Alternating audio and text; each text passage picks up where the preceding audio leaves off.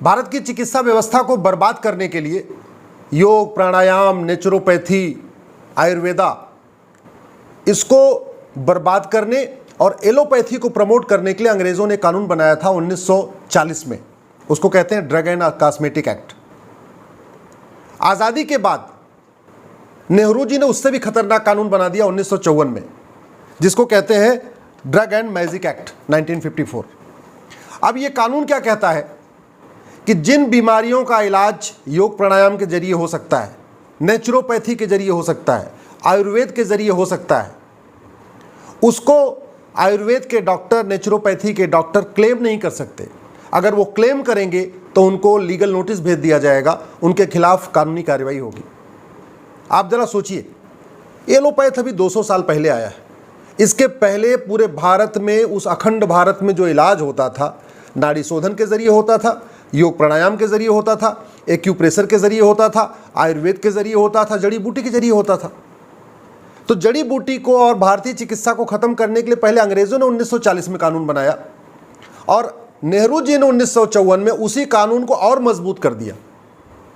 अब इस आज की डेट में सिचुएशन ये है कि जिन बीमारियों का इलाज चरक जी ने लिखा है चरक संहिता में, या महर्षि सुश्रुत ने लिखा है अपनी सुश्रुत संहिता में, या आचार्य वाग्भट ने लिखा है अपनी किताब में, या जिन बीमारियों का इलाज महर्षि पतंजलि ने अपने योग सूत्र में लिखा है, या जिन बीमारियों का इलाज महर्षि सारंगधर ने अपनी किताब में लिखा है, या जिन बीमारियों का इलाज आचार्य माधवकर ने अपनी किताब में लिखा है, या जिन बीमारियों का इलाज आचार्य भाव प्रकाश ने अपनी किताब में लिखा है, उन बीमारियों का इलाज करने की गारंटी आयुर्वेद के डॉक्टर नहीं ले सकते। लोग ठीक भी हो रहे हैं, बीमारी ठीक भी हो रही है, मरीज ये कह रहा है कि हाँ मैं ठीक हो गया, लेकिन अगर आयुर्वेद का डॉक्टर, नेचुरोपैथी का डॉक्टर पब्लिकली कह दे कि हाँ हम इसका इलाज गारंटी के साथ करते हैं, तो उसको लीगल नोटिस आ जाएगी। भारतीय चिकित्सा में बाजपन का परमानेंट इलाज है, नपुंसकता का परमानेंट इलाज है, मोटापे का परमानेंट इलाज है, इसी तरीके से डायबिटीज का परमानेंट इलाज है, आंखों की रोशनी बढ़ाने का इलाज है, खून अगर मोटा हो जाए उसको ठीक करने का इलाज है, थायराइड का इलाज है, पागलपन का इलाज है, तुतलाने का इलाज है, मंदबुद्धि का इलाज है, हाइड्रोसील का इलाज है। ऐसे अनेकों इलाज हैं जिसमें ना ऑपरेशन कराना है ना कुछ करना है।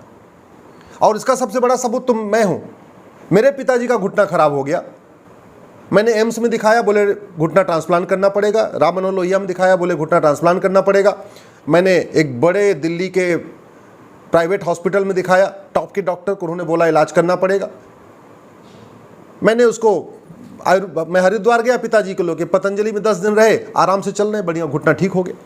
इसी तरीके से एक मेरे जानने वाले, उनकी डायलिसिस हो रही थी किडनी की, और वो हिम्स डेराबासी गए चंडीगढ़ में, एक हिम्स है चंडीगढ़ में, वहाँ गए, कुछ नहीं हुआ, डायलिसिस बंद हो गई, बढ़िया आराम से काम कर रहे हैं। और वो भी कितने में? कुछ हजार में। पतंजलि मेरे पिता के जी का इलाज बहुत सस्ता हो गया, जहां 3 लाख रुपए का पूरा घुटना ट्रांसप्लांट करना था उसकी जरूरत ही नहीं पड़ी, कुछ हजार रुपए में 10 दिन में ठीक हो गए। इसी तरीके से जो मेरे जानने वाले थे जिसकी डायलिसिस चल रही थी किडनी की, किडनी बंद हो गई, नहीं तो हर हफ्ते उनको डायलिसिस कराना पड़ता था। हिम्स में गए चंडीगढ़ और डायलिसिस बंद हो गई। इसलिए इस 1954 के कानून को खत्म करना जरूरी है। जो काम मुगलों ने तलवार के दम पे किया था, जैसे भारतीय शिक्षा, भारतीय चिकित्सा, भारतीय परंपरा को बर्बाद करने के लिए, वही काम अंग्रेजों ने कानून बना के किया। इसका उदाहरण है 1940 का drug and cosmetic act. Nehru ji ने उस कानून को खत्म करके भारतीय चिकित्सा को प्रमोट करने की बजाय, भारतीय नेचुरोपैथी को प्रमोट करने की बजाय, योग प्राणायाम को प्रमोट करने की बजाय, उन्होंने कानून बना के 1954 में भारतीय चिकित्सा को सत्यानाश कर दिया, भारतीय परंपरा को सत्यानाश कर दिया। और आज की डेट में ये जो डॉक्टर कोर्स करते हैं, चाहे वो कोई सा भी कोर्स करें, केवल आयुर्वेद के डॉक्टर को छोड़ के एलोपैथ के डॉक्टरों को न तो चरक संहिता पढ़ाई जाती है, न सुश्रुत संहिता पढ़ाई जाती है, न वाग्भट जी की संहिता पढ़ाई जाती है, न महर्षि शारंगधर की संहिता पढ़ाई जाती है, न माधवकर जी की संहिता पढ़ाई जाती है, न आचार्य भाव प्रकाश की किताब पढ़ाई जाती है। ऐसे अनेकों बीमारियां हैं जिसमें ऑपरेशन कराने की ज़रूरत नहीं है, जिसमें लंबे समय तक गोली खाने की ज़रूरत नहीं है। ऐसे सैकड़ों बीमारियां हैं जो सुबह शाम केवल योग प्राणायाम करने से परमानेंट ठीक हो सकती है। ऐसी सैकड़ों बीमारियां हैं जो केवल खाने पीने में परहेज करके ठीक हो सकती है।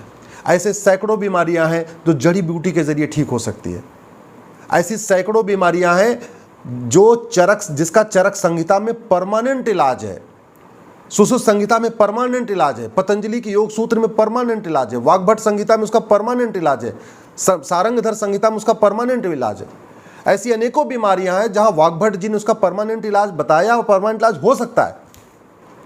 लेकिन 1954 का नेहरू जी का कानून कहता है कि डॉक्टर उसको पे क्लेम नहीं कर सकते। अगर वो डॉक्टर कहेंगे कि हाँ हम इस बीमारी का इलाज कर सकते हैं तो उसको काला जादू माना जाएगा, ब्लैक मैजिक माना जाएगा। जरा सोचिए। और बड़े आश्चर्य की बात है, पूरे देश के मिशनरियां कैंसर ठीक करने का वादा करती हैं, उनको कभी लीगल नोटिस नहीं जाती।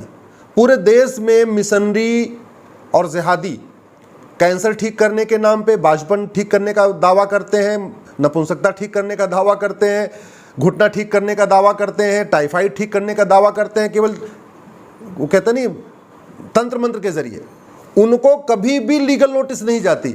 लेकिन हमारे आयुर्वेद के डॉक्टर अगर वही बात कह दें, और जिनका इलाज वास्तव में है, जिसका इलाज महर्षि चरक ने बताया है, महर्षि सुश्रुत ने बताया है, महर्षि शारंगधर ने बताया है, महर्षि वाग्भट ने बताया है, आचार्य भावप्रकाश ने बताया है, महर्षि पतंजलि ने बताया है, तो उनको लीगल नोटिस आ जाएगी। जिन बीमारियों का इलाज पतंजलि पूरे देश भर में करता है, अगर बाबा रामदेव जी उसी को खुल के कह देते हैं तो उनको लीगल नोटिस आ जाती है।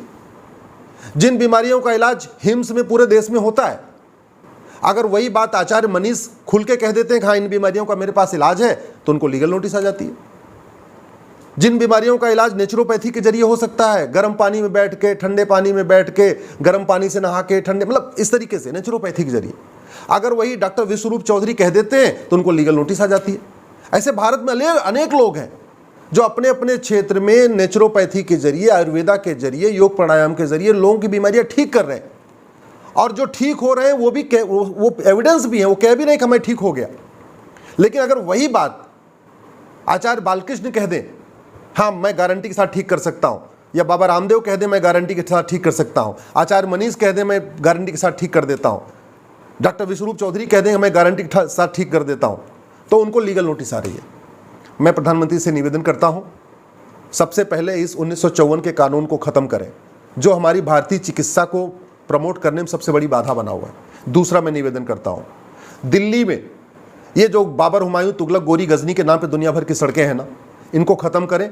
कम से कम एक महर्षि वाग्भट मार्ग, एक महर्षि चरक मार्ग, एक महर्षि सुश्रुत मार्ग, एक महर्षि पतंजलि मार्ग, एक आचार्य भावप्रकाश मार्ग, एक महर्षि शारंगधर मार्ग, एक महर्षि माधवकर मार्ग। ऐसे हमारे जो देश के टॉप के आयुर्वेदाचार्य हुए, महर्षि हुए, जिन्होंने दुनिया भर की सारी बीमारियों का इलाज बता दिया, उनके नाम पे कम से कम देश की राजधानी में एक एक सड़क बना दें।